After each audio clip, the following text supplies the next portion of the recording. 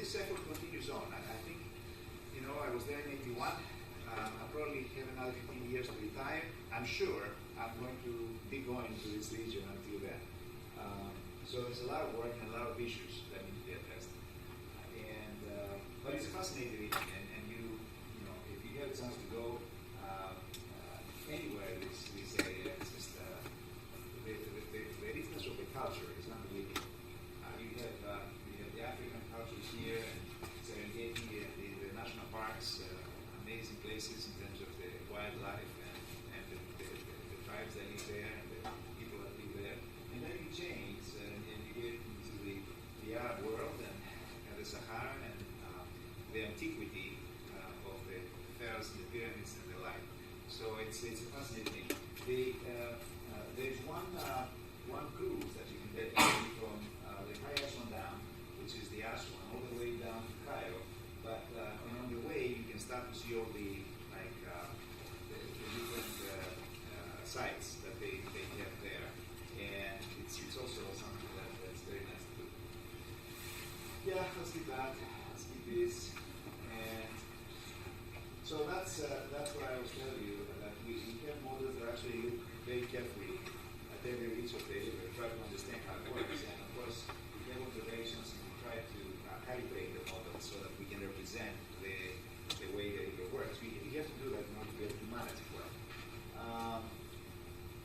This is the Hajj Dam. I'll skip that part because I know time is. I just want to show you one scenario that we play with not one scenario, but one typical exercise that we work with in different countries there. And here the issue is that you can develop the basin. You can develop the basin and you can either create opportunities for more generation of power. Energy is an important thing, it's part of how economies grow. Or you can abstract water and use it for irrigation, for food production, and the agricultural industries. But of course, consumptive use has an impact downstream, because the more you take out, the less you have available for downstream users.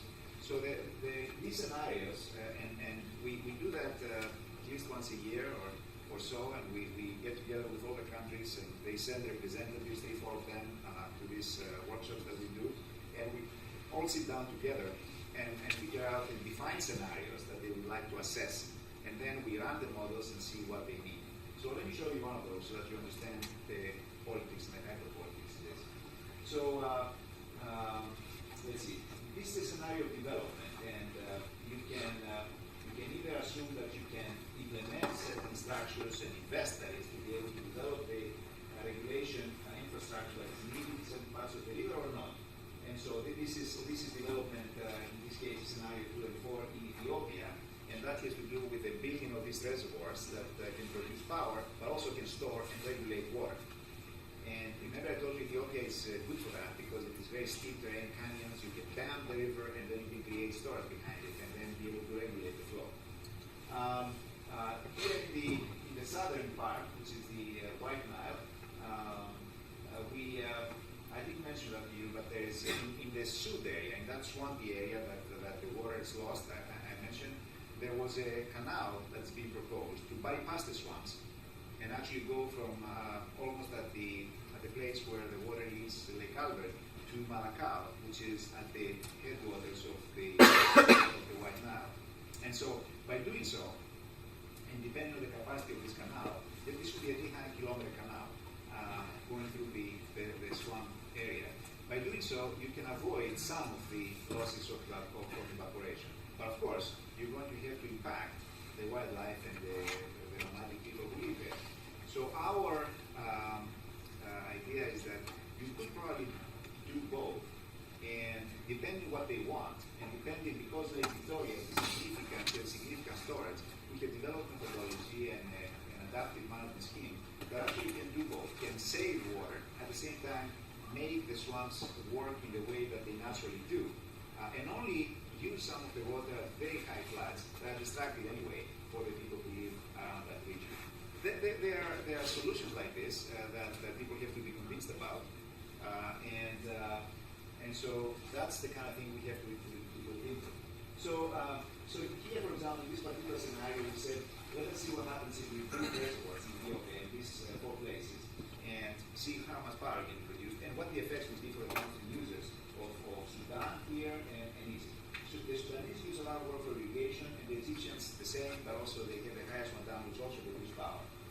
And so the green one has to do the green line. This is power production, and this is Ethiopia, this is Egypt, Sudan, and Uganda. These are the blue bars indicate the existing facilities of power right now.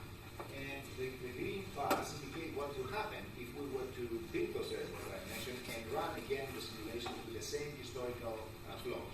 And so you see here the amount of significant power that Ethiopia could benefit if they were to build those projects. But that's one aspect of the assessment of the response. You can also look downstream here in Khartoum and see what these structures are going to do to the flow. They may affect the flow, and when you affect the flow, you may end up having some of the folks being either happy or unhappy. So in this case, this is what will happen.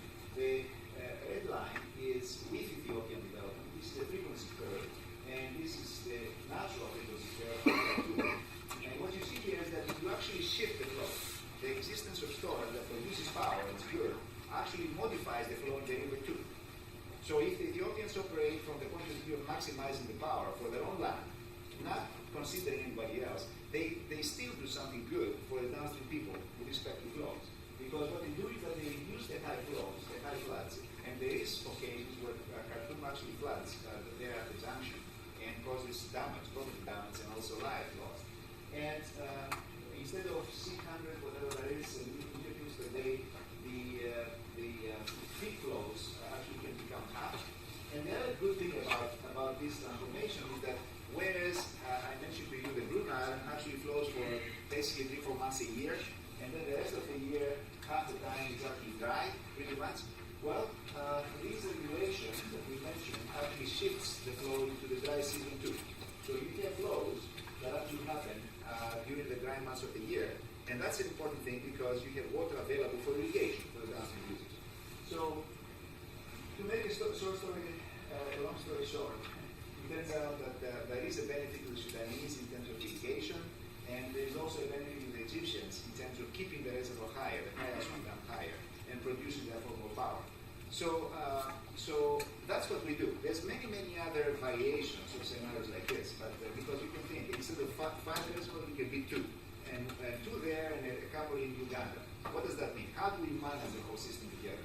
So that's what we're trying to do, to understand what if any, of these combinations of potential development scenarios might be the best to use and to try to get people to agree upon, and after that, we get international organizations like the World Bank and others to actually invest in funders.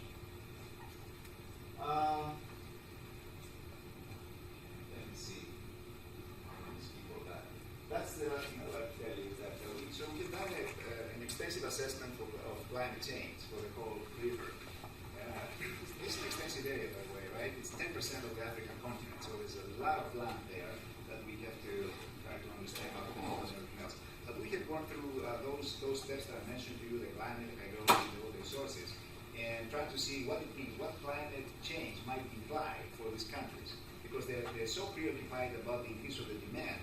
What if, and they take the supply for granted, but what if things are not so, and that and water supply, that is the river, might get drier. So we can use all of the existing climate scenarios to do this, figure out how the different basins are going to respond. And indeed, what you see is that there is a consistent, slow but consistent decline of the flows, especially from Ethiopia and also the White Nile source areas. Well, that's a big problem. And if you look at the Aris Dam and what potentially it can do for different scenarios, it can be worrisome in the sense that you see here that this is the upper bound, the lower bound, and you see the reservoir spending a lot of time at the low end of its range. And of course it means that the Egyptians, if the climate change scenarios turn out to be true, might have difficulty meeting their demands, the same with the Sudanese. And so it's important to communicate this to the policymakers in this region so they understand that take into account of different parameters and figure out a more shared vision, an amicable way to share the water. The last thing I want to tell you is about this program that we're trying to set up and get off the ground in South Africa with the University of Pretoria on undergraduate studies. We call it AWARE, Africa Awareness for Educational Research. It's the first one that a major American university like ours, we have with an African university. And Pretoria is one of the best African universities, in fact. And the purpose of this is because what I mentioned earlier, it's not about us knowing how to solve a particular technical problem. It's about the folks in Africa knowing and understanding, what it takes to be able to give the right advice to their policymakers. And that's a matter of education.